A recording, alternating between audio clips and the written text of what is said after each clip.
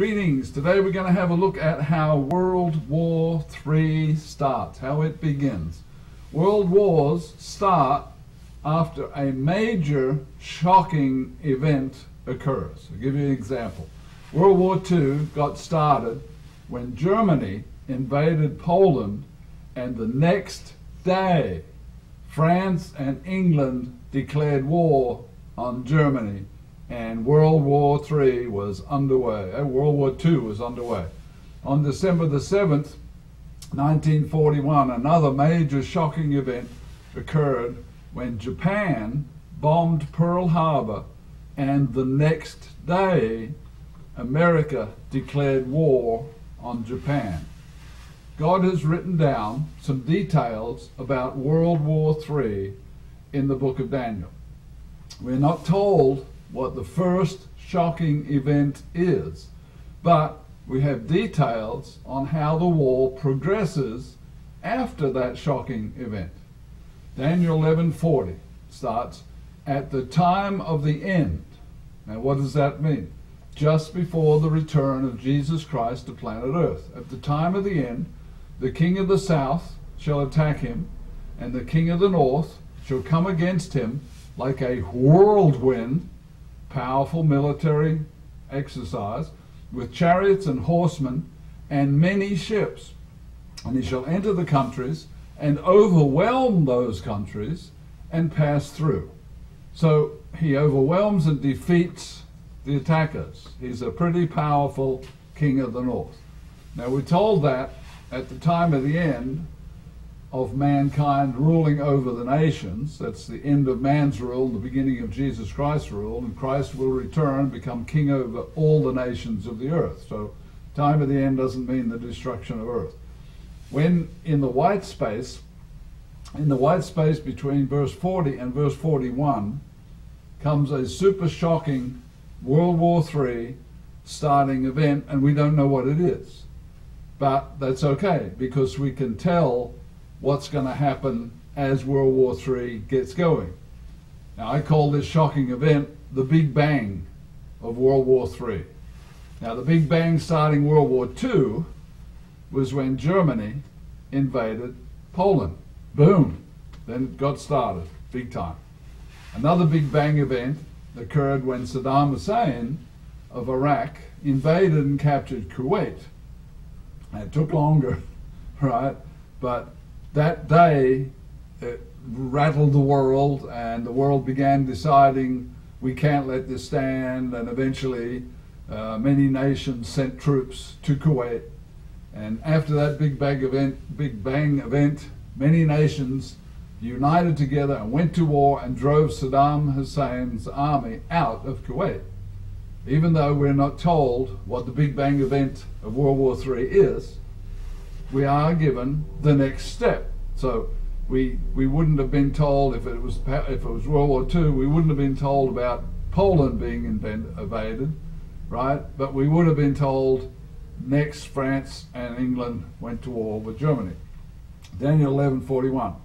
He shall also enter the glorious land, and many countries shall be overthrown. Just a short little verse in the Bible, but speaks volumes.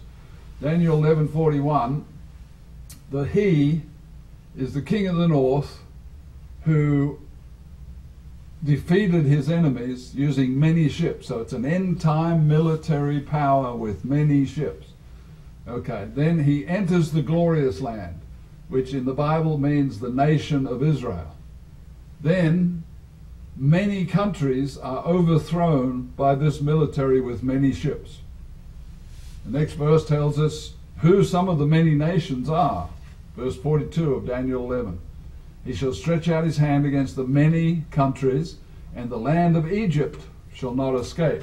So Egypt is one specifically named of the many nations.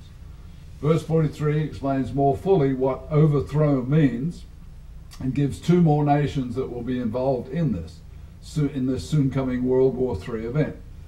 Daniel 11:43, he shall have power over the treasures of gold and silver, and over all the precious things of Egypt, also the Libyans and the Ethiopians. So This is a overthrow, total control kind of invasion.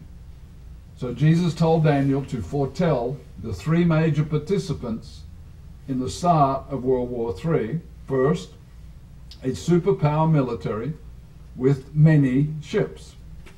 Second is the glorious land, i.e. Israel, which in God's eyes is the holy land of the Bible, and Jerusalem and the nation of Israel. So finally, the third participants are many other and Middle Eastern nations, including the three that are named, Egypt, Ethiopia, and Libya.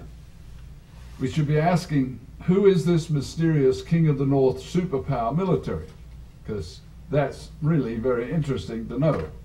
And we can get some clues. Back in history, the name King of the North came about after Alexander the Great from Greece captured most of the Middle East and more beside, took up a great, tremendous amount of territory.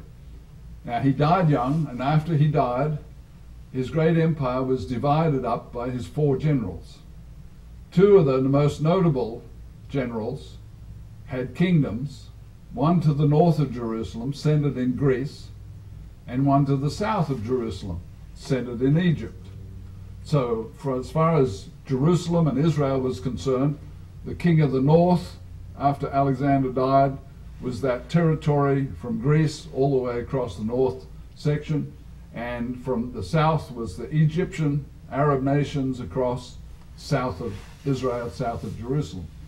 Now, Greece was and is a part of Europe, and Egypt has been an Arab nation for centuries. An even greater clue is that this modern king of the north, in the end times, uses many ships. How many great militaries have many ships? So there's a clue. His end-time great success comes from the use of these many ships in overthrowing nations. Now comes the 800-pound gorilla question. Why would this superpower with many ships enter Israel and at the same time overthrow many Arab nations? Why would that happen? Well, recently, 4,000 rockets were fired towards civilian population centers in Israel as a part of the dream of pushing Israel into the sea and wiping them out of existence. This has been going on for decades, ever since 1948, when Israel became a new nation. And since that time, it's been repeatedly attacked by Arab nations, time and time and time again.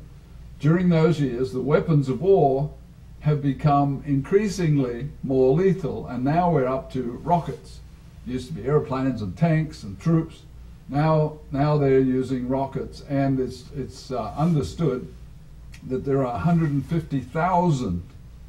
You've got to stop on that number a minute. 150,000 rockets already in the areas around Israel, ready to be fired at Israel at a future event. So could those 150,000 rockets be fired and that become the Big Bang event? Maybe, maybe not. We'll see. Daniel 11:41 says the superpower enters Israel. Well, up till this point, Israel has never allowed foreign troops on her soil. In Kuwait, in the Kuwait War, U.S. troops and others entered Kuwait to push Iraq invaders back out of Kuwait. So could that be the same kind of thing? It's very highly likely that a massive attack against Israel is coming soon. There was one with 4,000 rockets not very long ago. It will be the Big Bang starting event of World War III. Why is God giving us so much information about World War III? When Daniel's writings become daily headlines, and we all see it, it will be one more proof that God is in total control of the universe and the future history of mankind, and he will be giving clues of where all this is going. God wants to save people out of World War III and the following Great Tribulation. Possibly having seen this video showing future headlines, you will become a student of God's words and avoid the horrors of these coming wars. In any case, you've been provided with an opportunity to understand how World War III will begin.